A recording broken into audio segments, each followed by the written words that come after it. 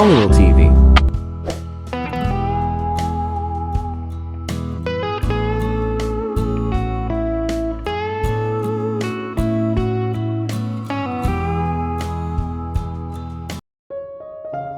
Baconenham na naman.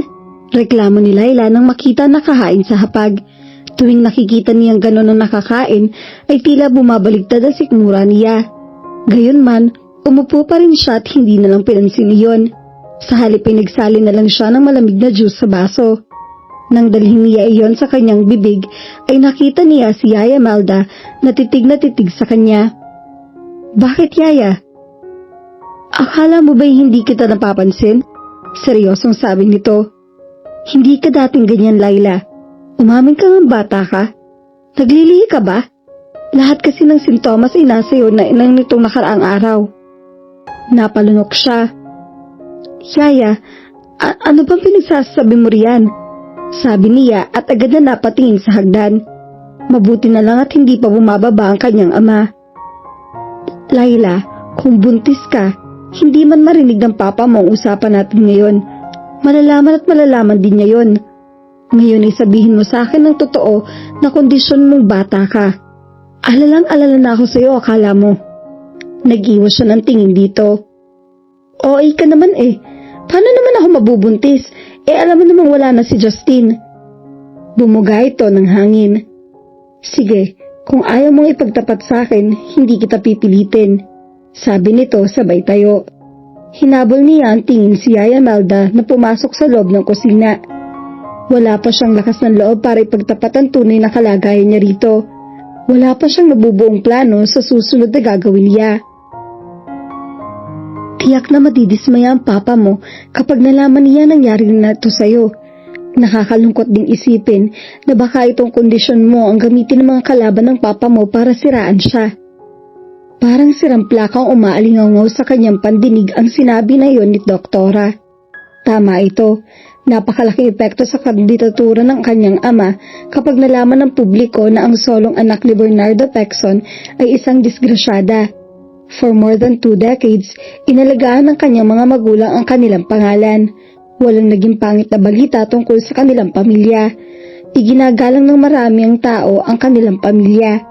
At sisirain lang niya iyon dahil sa isang gabing kagagahan niya. Dahil sa kalasingan niya, nagawa niyang sumiping sa isang lalaking hindi niya kasintahan at hindi niya kilala. Ngayon ay nabuntis pa siya. Tama si Yaya Melda. Malalaman at malalaman din ng kanyang papa ang tungkol sa kalagayan niya. Ngayon pa lang, parang gusto na niyang lumubog sa lupa sa labis na kahihiyan. Anong mukhang ihaharap niya sa kanyang ama, sa mga kakilala nila, sa kanilang mga kamag-anak, at anong paliwanag ang gagawin niya kapag lumobon siya niya? Paano niya na ipapaliwanag ang binhing nasa sinapupunan niya na bunga ng isang gabing pagkalimot sa sarili? Mataas pa naman ang pagpapahalaga sa kanya ng kanyang ama, pati na ng mga taong malalapit sa kanya. Maging ang mga kabataan ay iniidolo siya, hindi lang dahil sa anak niya at anak siya ni Regalda Pecson at Dr. Bernardo Pecson, kundi dahil sa isa siya sa mga pinagmamalaking citizen ng Bacolod City. Noong isang taon, naging runner-up siya sa Binibining Pilipinas. Ano mangyayari sa kanya kapag nagbulgar na magiging isa siyang dalagang ina? Hanggang sa pagtulog niya sa gabi, laman pa rin ang kanyang isip ang kasalukuyang kalagayan niya. Masakit na ang ulo niya sa kakaisip, pero wala pa rin siyang kasagutan. Inabot pa siya ng mahigit 1 linggo sa kaiisip kung ano ang dapat gawin bago niya ipinasyang pumunta sa townhouse ni Chris. Nagdesisyon siya na hindi niya pwedeng solohin ang pagbubuntis niyang iyon. Isang malaking problema ang kahaharapin ng kandidatura ng kanyang ama kapag nalantad na isa siyang disgrasyada. Mawawalan ng respeto ang mga tao sa kanya, lalo na sa kanyang ama. Masisira ang pangalan nila. Ayaw niyang mangyari iyon. Kung may isang taong gustong-gusto na manalo ang kanyang ama, siya yon. Ipagpapatuloy ng kanyang ama kung ano man ang naudlot na gawin ng kanyang ina, para iyon sa buong Bacolod. Ngayon, sa pagbubuntis niya, wala siya ibang pwedeng lapitan kundi ang taong kahati niya sa obligasyon doon, si Chris. Nilakasan ni Laila ang loob niya nang maglakad siya patungo sa harap ng townhouse ni Chris. Ipinalalangin niya na sana'y naroroon ito, kahit pa hindi niya nakita ang kotse nito na nakaparada sa maliit na garahe. Kumatok siya at hindi nagtagal ay bumukas ang pinto.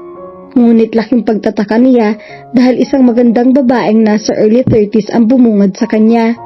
Naalarma siya. Sino to? Girlfriend o asawa ba to ni Chris? Kumunot ang noo ng babae. Yes, tumikim siya. Magandang hapon. Kaibigan ako ni Chris. Pwede ko ba siyang makausap? Naku, hindi na dito nakatira si Sir Chris, miss. Sir Chris? So hindi ito girlfriend or asawa ni Chris. Kahit papaano ay nakahinga siya ng maluwag. Pero may bumangon pa rin kaba sa dibdib niya sa isiping hindi na pala roon nakatira ang lalaki. Ganon ba? Dati kasi dito siya nakatira, hindi ba?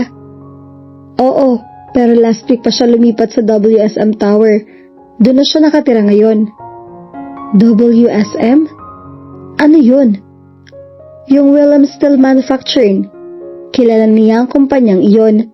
Bago pa naitayo ang William Steel Manufacturing sa Negros, alam na niya ang tungkol sa kumpanyang iyon. Isang malaking kumpanya iyon na ang main base ay nasa Maynila. Doon siya nagtatrabaho ngayon? Tanong niya. Well, sort of, natatawang sagot nito. Kasi, siya lang naman ang may-ari ng WSM. Nashock siya. Si Chris ang lalaking minsan niyang nakasiping ang may-ari ng malaking kumpanyang iyon. Napatingin ang babae sa kanya mula ulo hanggang paa and then settled on her face. Pumasok ka muna sa loob, anyaya nito. Wag na, mabilis na tanggi niya. Pupuntahan ko na lang si Chris. Okay, ano nga palang pangalan mo? Ako si Laila. It's nice meeting you, Laila, sabi nito. Ako naman si Minerva. Asawa ko na isang executive ng WSM dito sa Bacolod. Taga Maynila kami. Pero nang dito madestino ang asawa ko, ay sumama na rin ako. Kami ngayon ang pinatira ni Sir Chris dito sa townhouse niya. Nang ilahad nito ang isang kamay ay tinanggap niya iyon. Napangiti siya. Nice to meet you too, Minerva. Akala ko asawa ka ni Chris. Tumawa ito. Single na uli si Sir Chris. Mahigit 1 year nang patay ang misis niya. Ha? Napakurap siya. So byudo pala si Chris. Tinanguan niya ito ang kausap. Sige, aalis na ako. Salamat ha. Okay, ingat. Katatapos lang makipag-usap ni Chris sa isang kliyente sa hotel.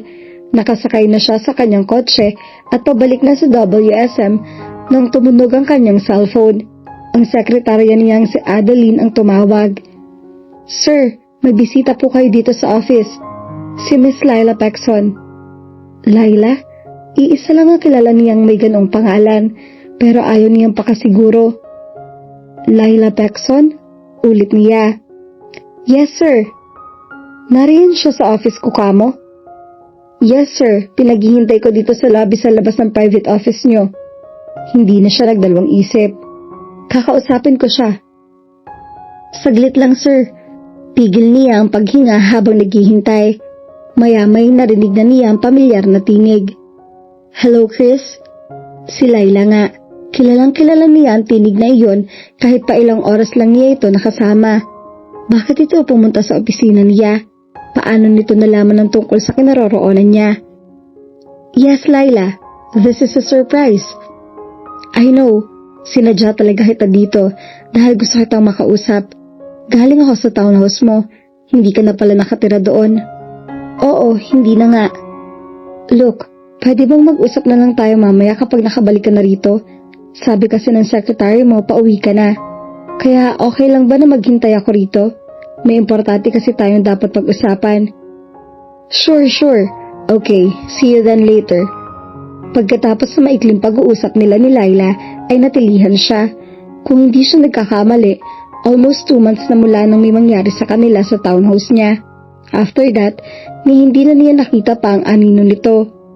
Ngayon ay gusto siyang makausap nito. Sinadya pa nga siya nito sa kanyang opisina. Ano ang pakay ni Laila sa kanya? Matagal nang nakatingin si Laila sa direksyon ng elevator. Maya-maya ay tumunog iyon at nang bumukas ang pinto ay iniluwan niyon si Chris. Biglang kumabog ang dibdib niya. Napakagwapo nito sa suot nitong long sleeve polo at dark pants.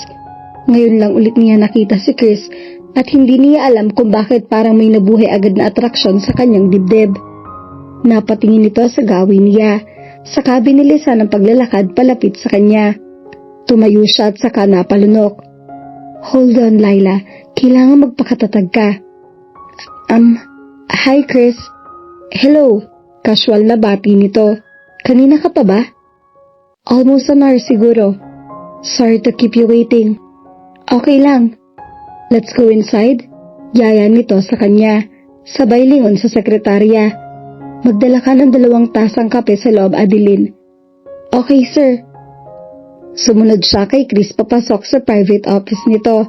Hindi na niya nakuhang humanga sa mga magagarang silid na iyon dahil nangingibabaw pa rin ang nerbiyos sa tensyon sa dibdib niya.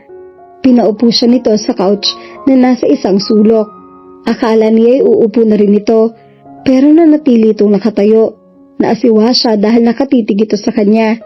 Nasa mga mata nito ang tahimik na pagtatanong kung bakit siya naroroon. Maya-maya lang ay umupo na ito sa tabi niya at saka humarap sa kanya. I'm glad kilala mo pa pala ako, Laila. Hindi niya alam kung anong isasagot doon. Nabanggit mo kanina na galing ka sa townhouse ko? Oo, si Minerva ang nadatnan ko roon. Siya nagsabi sa akin na hindi ka na nga nakatira doon. Right, well this is really surprise. After that night, wala na ako narinig mula sa'yo. Ni hindi ka man lang nagpaalam sa akin bago ka umalis noon. Napatungo siya sa tono ng panunumbat sa tinig nito. Bumukas ang pinto at pumasok si Adeline. Dala ang 2 puswelo ng kape para sa kanila. Ilapag mo na lang dito, sabi ni Chris. Inilapag nga ng babae ang 2 tasa sa ibabaw ng center table, sa harap mismo nila. Anything else, sir? Tanong nito. That's all. Lumabas na ng silid si Adeline. Kinuha ni Chris ang 1 tasa ng kape at iniabot iyon sa kanya. Napilitan siyang tanggapin iyon. Pansumandali siyang humigop. Baka sakaling kumalma ng kaunti ang nerbiyos na nadarama niya. Nang ilapag niya ang tasa pabalik sa center table, sakalang uli nagsalita si Chris. Are you working, Laila? Umiling siya. I see. So, what keeps you busy? She sighed. Lately, busy ako sa pagtulong sa kandidatura ng papa ko. Napakunot noo siya. Your father is a politician? Ang mama ko talaga ang politiko sa pamilya namin, pero tatakbo ang papa ko sa darating na eleksyon bilang mayor. I see. Ano nga ba uli ang apelyido mo? Pecson. Pecson? Are you related to Vice Mayor Gilda Pecson? Yung napatay a few months ago? Gulat na tanong nito. Humingi siya ng malalim. She is my mother. Natigilan nito at napatitig sa kanya. Oh yes, naalala ko na. Nabanggit mo nga noon sa akin na namatay ang mama mo. I heard na dapat itatakbo siyang mayor, pero napatay siya kaya ang papa mo tatakbo. Yes, hindi ako masyadong familiar sa story dahil kailan lang ako dito sa Bacolod. Sabi nito pagkatapos ay iniba ang paksa. Sabi mo kanina may importante tayong pag-uusapan? Heto na, kailangan ko nang palakasin ng todo ang loob ko para masabi sa kanya ang dapat niyang malaman. Buntis ako, Chris. Diretsang sabi niya. Lumarawan ang pagkabigla sa gwapong mukha nito. Saka mabilis na bumaba ang paningin. Sa bandang tiyan niya, impis pa iyon kahit medyo masikip ang ruffled blouse na suot niya. Muling bumalik ang paningin nito sa kanyang mukha at saka hinagilap ang kanyang mga mata. And may I know who the lucky father is? Saglit na yumuko siya. Pakiramdam niya ay sinampal siya ni Chris sa sinabi nito. Chris, wala namang iba. Ikaw lang ang nakagalaw sa akin, alam mo yan. Bigla itong napatayo. Bukas ang tinimting galit sa mukha. What's this, Laila? Pikot ba to?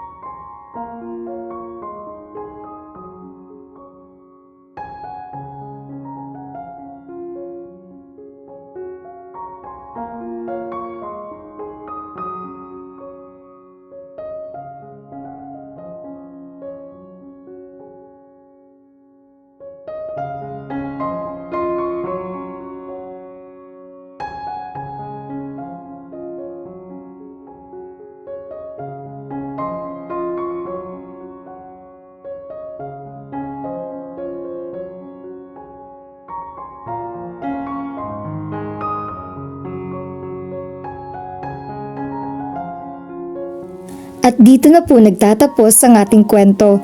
Sabay-sabay po nating abangan ang susunod na kabanata. Maraming salamat po. God bless and stay safe.